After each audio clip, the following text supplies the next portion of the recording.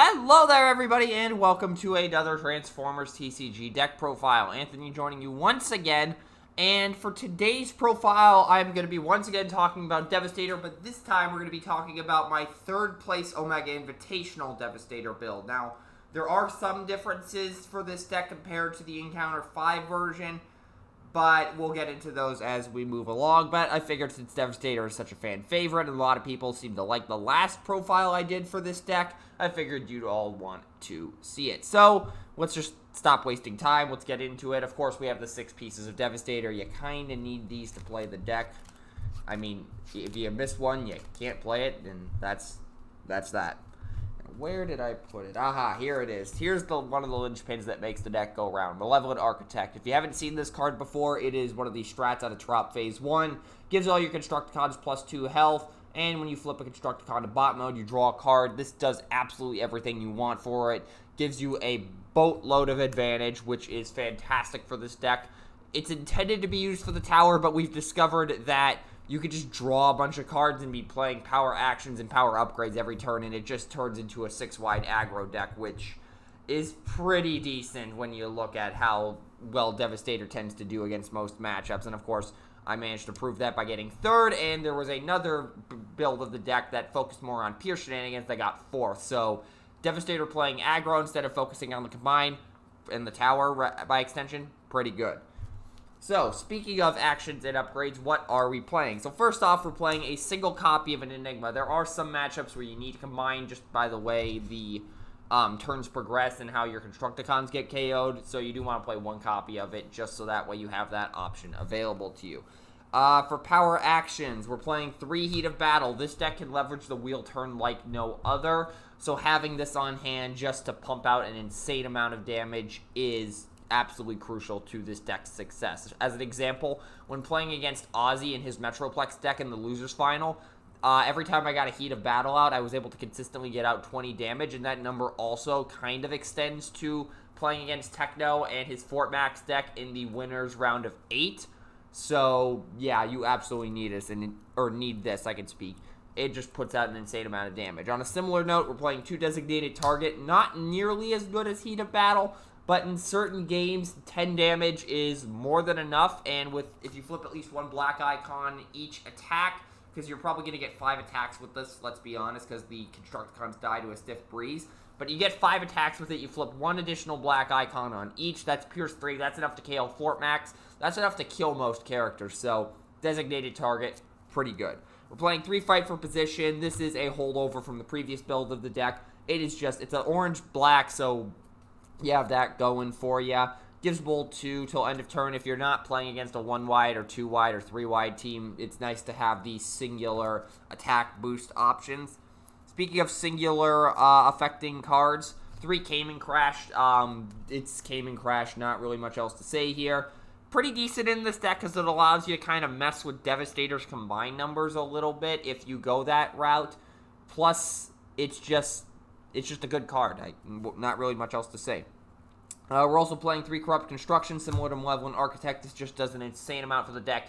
Gives you a +2 attack boost on one of your Constructicons, puts a height counter on your tower. That latter part isn't necessarily as important in this deck, but it still can be handy in the event you find yourself needing to combine. So it's just a nice tool to have, but we're mainly focusing on the fact that it's A, black icon, and B, gives +2, which is nice, because again, you want to continuously be playing some sort of attack buff card every turn with this deck.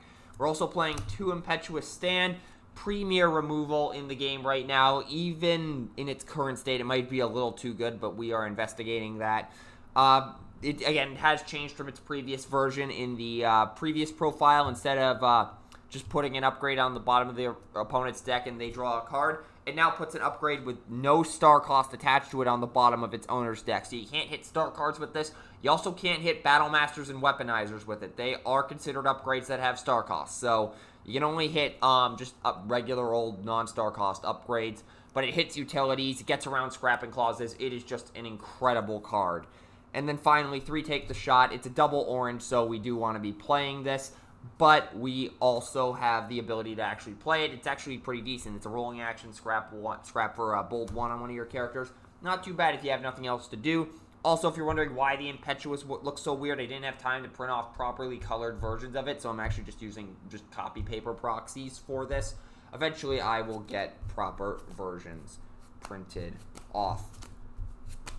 But in the meantime, those are the actions, and also I should probably show this. I did have a card behind it, ironically the old version of Impetuous Stand.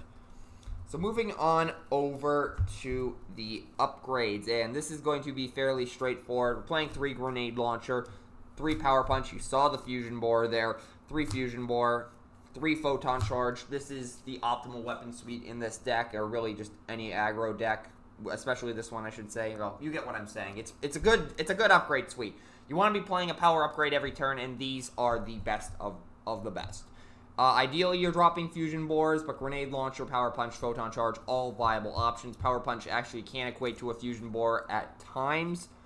So it's just not really much else to say here. Albeit, I will note in future iterations of this deck, Fusion Bore will be gone in favor of a replacement card, because Fusion Bore is getting the Band Hammer in Allied Crossplay events, and being replaced with a card called Mechastar, which is just a weapon version of Calculated Strike, so +2 and Pierce 2 with a black icon. For other upgrades, we're playing 2 copies of Bashing Shield. It's a green icon removal, and you got to deal with armors in this deck. It can give things an absolute fit. If you watch the Winners Finals against Brett, yeah, that deck was causing all sorts of problems, and I was not able to get enough Bashing Shields or removal out to deal with it, albeit the energy packs were also causing a problem, but you understand the point. You want to get rid of armors with this deck. 3 Improvised Shield, just because it's double orange, so yeah. And then also 3 copies of Rage. This is sort of a backup option if none of the power upgrades are in hand, or you need a little bit of extra direct damage and a Cayman isn't necessarily available or your best option. It's bold 1, does 1 damage to a tapped enemy when the upgraded character becomes tapped, and you can only put it on melee characters, but every character in the deck is melee with the exception of Hook. So it is a nice option here. So that will do it for the upgrades. Again, fairly straightforward, compared to the actions. And actually, I'm not even sure if it's compared to. Anyways, moving on to the sideboard. We're playing a second copy of the Enigma in matchups where it's even more crucial to combine. You bring this in. 2 copies of Belligerence for another wheel turn option if you're going up against a blue deck. Very important. 2 copies of Counter Espionage, because secrets do cause this deck a bit of problems at times. 3 copies of Magray if you're going up against an Autobot deck, and you can just side out the Caymans, bring these in. Absolutely devastating.